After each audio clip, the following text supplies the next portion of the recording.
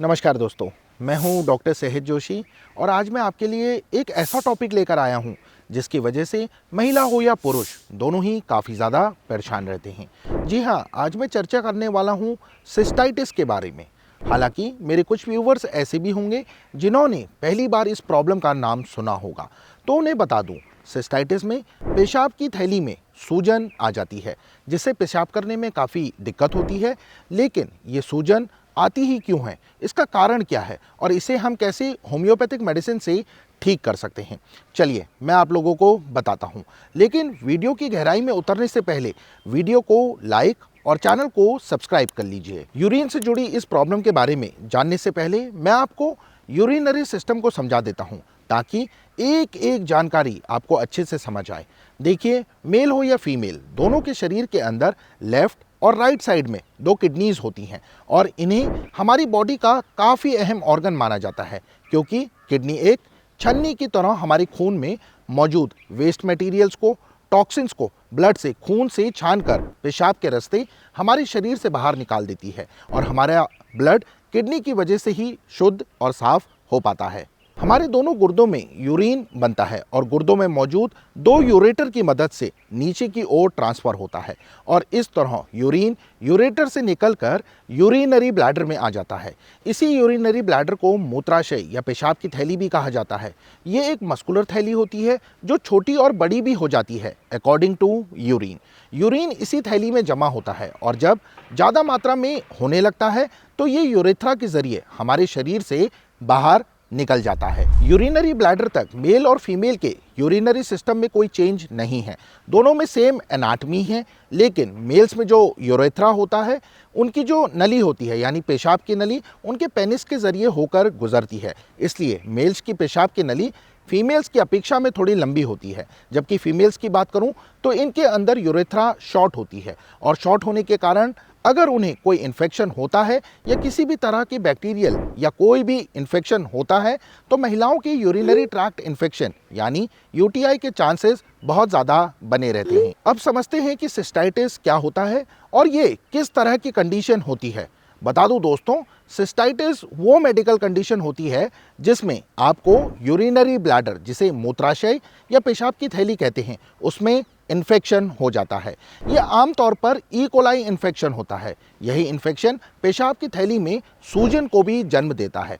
सूजन की वजह से ही दर्द भी बना रहता है और काफ़ी अनकंफर्टेबल सा फील होता है और अगर सही वक्त पर ट्रीटमेंट ना लिया जाए तो कंडीशन और ज़्यादा खराब हो सकती है। लेकिन प्रॉब्लम को समझने के लिए आपको कुछ सिम्टम्स, कुछ लक्षणों को भी पहचानना आना चाहिए ताकि प्रॉब्लम की शुरुआत में ही उसके सिम्टम्स को आप लोग जानकर इसकी रोकथाम कर सकें। दोस्तों, हमारे जो नाभि के नीचे का हिस्सा होता है, जिसे एक्चुअली लोअर एब्डोमेन पार्ट के नाम से जाना जाता है, अगर आपको सिस्टाइटिस की प्रॉब्लम होती है तो इस पेट के नीचे हिस्से में जहां यूरिनरी ब्लैडर होता है वहां आपको पेन बना रहेगा, एक भारी भारी सा आपको हमेशा महसूस होगा और डिस्कम्फर्ट भी फील होगा।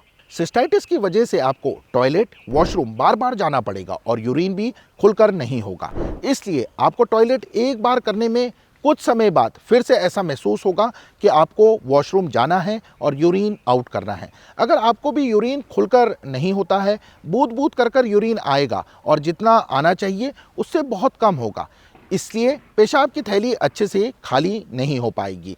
इतना ही नहीं, जब आप टॉयलेट करेंगे तो आपको काफ़ी दर्द भी सहना पड़ेगा। यूरिन आपको गरम गरम सा रिलीज होने लगेगा। यूरिन करने के दौरान तो जलन सी होगी ही होगी, उसकी कुछ देर बाद भी बर्निंग सेंसेशन, पेशाब करने के बाद भी बर्निंग सेंसेशन बनी रहेगी, जिससे आपको खुद को काफ़ी अजीब और डिस्कम्फर्ट सा फील होगा।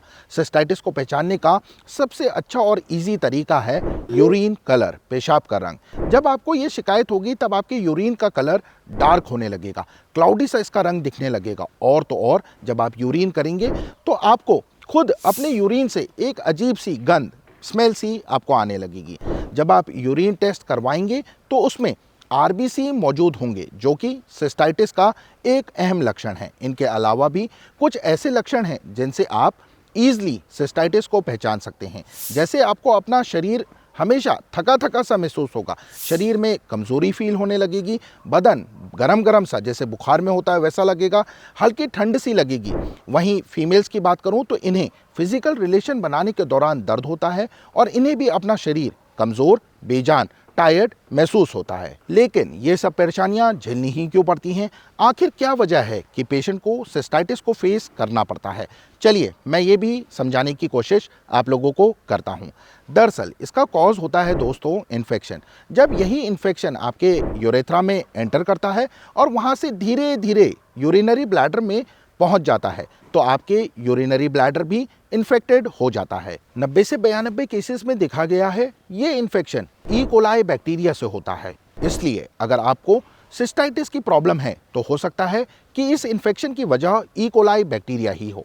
इसके अलावा अगर आपकी यूटीआई की हिस्ट्री रही है, चाहे फिर आप मेल हो या फीमेल, अगर आपने यूटीआई की प्रॉब्लम को फेस किया है या घर में पहले किसी को थी तो इससे भी सिस्टाइटिस डेवलप होने की संभावना बनी रहती है। इसके अलावा अगर आपकी कभी सर्जरी हुई है जिसमें आपको कैथराइज्ड किया गया था तो भी आपको सिस्टाइटिस हो सकता है। फीमेल्स को एक और कंडीशन की वजह से भी ये प्रॉब्लम हो सकती है और वो है फिजिकल रिलेशन। जी हाँ, जो महिलाएं नया नया फिजिकल रिलेशन बनाती हैं जैसे शादी के जस्ट बाद, तो उनके यूरिनरी ब्लैडर में इन्फेक्शन हो जाता है और सिस्टाइटिस की प्रॉब्लम देखने को मिलती है। अगर आप अपने बॉडी पार्ट्स की अच्छे से साफ सफाई नहीं करते हैं तो ये भी प्रॉब्लम हो सकती है।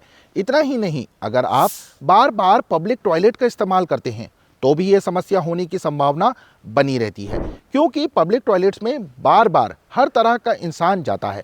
अब किसका इन्फेक्शन आपको लग जाए ये कहा नहीं जा सकता, इसलिए जितना हो सके पब्लिक टॉयलेट को यूज़ करने से आप लोग बचें।